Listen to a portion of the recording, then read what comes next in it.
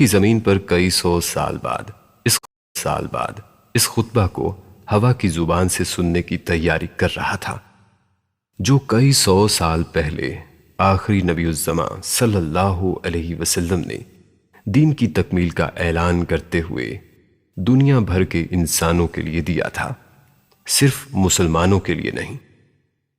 سب تعریفیں اللہ تعالیٰ کے لیے ہیں، ہم اسی کی حمد و ثنا کرتے ہیں اور اسی سے مدد و مغفرت چاہتے ہیں اور اسی کے سامنے توبہ کرتے ہیں اور اسی کے دامن میں اپنے نفس کی خرابیوں اور بے اعمال سے پناہ چاہتے ہیں۔ جس کو اللہ تعالیٰ ہدایت دے دے اسے کوئی گمراہ نہیں کر سکتا، اور جس کو وہ گمراہ کر دے اسے کوئی ہدایت نہیں دے سکتا۔ اور میں گواہی دیتا ہوں کہ اللہ کے سوا کوئی معبود نہیں ہے، اور وہ اکیلا ہے اور اس کا کوئی شریک نہیں۔ اور میں اعلان کرتا ہوں کہ محمد صلی اللہ علیہ وسلم اللہ کا بندہ اور رسول ہے۔ اے لوگو، میں تمہیں اللہ سے ڈرنے کی وصیت کرتا ہوں اور تمہیں اس کی اطاعت کا حکم دیتا ہوں، اور اپنے خطبے کا آغاز نیک بات سے کرتا ہوں۔ لوگو سنو، میں تمہیں وضاحت سے بتاتا ہوں، کیونکہ شاید اس کے بعد کبھی تم سے اس جگہ مل نہ سکوں۔ اچھی طرح سن لو، تم میں سے جو حاضر ہیں وہ یہ باتیں غیر حاضر لوگوں تک پہنچا دے۔ ممکن ہے اگلے لوگ یہاں موجود لوگوں کی نسبت ان باتوں کو زیادہ اچھی طرح یاد رکھیں اور ان کی حفاظت فرمائیں۔ اے لوگو، اللہ تعالیٰ نے سود کو حرام قرار دیا ہے، اور میں آج سے تمام سود کالعدم قرار دیتا ہوں، اور سب سے پہلے وہ سود معاف کرتا ہوں جو لوگوں نے میرے چچا عباس بن عبد المطلب کو ادا کرنا ہے۔ البتہ تم کو اپنی اصل رقم لینے کا حق ہے، جس میں نہ اوروں کا نقصان ہے نہ تمہارا۔ اے لوگو، میں نے تمہارے پاس ایسی چیز چھوڑی ہے کہ تم اسے مضبوطی سے تھامے رہو گے، تم میرے بعد ہرگز گمراہ نہیں ہوگے، یعنی اللہ کی کتاب اور اس کے نبی صلی اللہ علیہ وسلم کی سنت۔ اور تم لوگ غلو سے بچو، کیونکہ تم سے پہلے لوگ اسی کے باعث ہلاک ہوئے۔ دیکھو، میں نے حق پہنچا دیا ہے، بس اگر کسی کے پاس امانت رکھوائی گئی ہے تو وہ اس بات کا پابند ہے کہ امانت رکھوانے والے کو امانت پہنچا دے، اور بے شک تم سب کو اللہ کی طرف لوٹنا ہے اور حساب دینا ہے۔ اے لوگو، عورتوں کے معاملے میں اللہ سے ڈرو، تم نے اللہ کو گواہ بنا کر ان کو حلال کیا اور انہیں اپنی امان میں لیا ہے۔ تمہیں اپنی عورتوں پر حقوق حاصل ہیں، بالکل ویسے ہی جیسے تمہاری عورتوں کو تم پر حقوق حاصل ہیں۔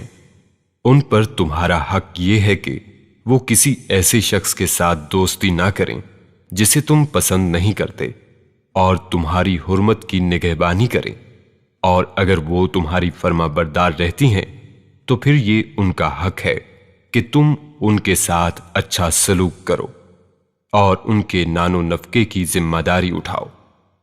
اے لوگو، تمہارے خون، تمہارے مال ایک دوسرے کے لیے اسی طرح محترم ہیں جیسے آج کا یہ دن یعنی عرفہ کا دن، یہ مہینہ یعنی ذی الحجہ، اور یہ شہر مکہ۔ خبردار، زمانہ جاہلیت کی ہر رسم اور طریقہ آج میرے قدموں کے نیچے ہے، اور جاہلیت کے خون معاف کر دیے گئے ہیں، اور پہلا خون جو میں اپنے خونوں سے معاف کرتا ہوں وہ ابن ربیعہ حارث کا خون ہے۔ دیکھو، میرے بعد گمراہ نہ ہو جانا کہ پھر ایک دوسرے کی گردنیں مارنے لگو۔ اے لوگو، نہ تو میرے بعد کوئی نیا پیغمبر یا نبی آئے گا، نہ تمہارے بعد کوئی نئی امت۔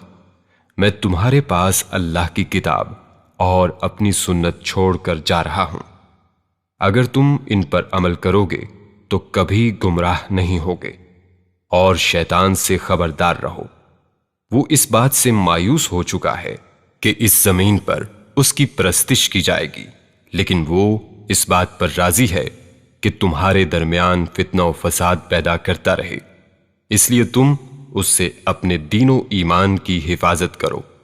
جان جاؤ کہ ہر مسلمان دوسرے مسلمان کا بھائی ہے اور تمام مسلمان ایک امت ہیں۔ کسی کے لیے یہ جائز نہیں کہ وہ اپنے بھائی سے کچھ لے سوائے اس کے جسے اس کا بھائی اپنی رضامندی اور خوشی سے دے، اور اپنے نفس پر اور دوسرے پر زیادتی نہ کرو۔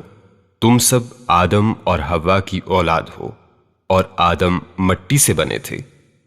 کسی عرب کو اجمی پر اور کسی اجمی کو عربی پر، کسی گورے کو کالے پر اور کالے کو گورے پر کوئی برتری حاصل نہیں۔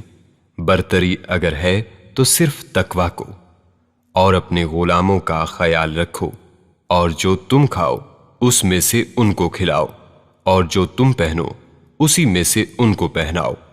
اور اگر وہ ایسی خطا کریں جو تم معاف نہ کرنا چاہو تو انہیں فروخت کر دو، لیکن کوئی سزا نہ دو۔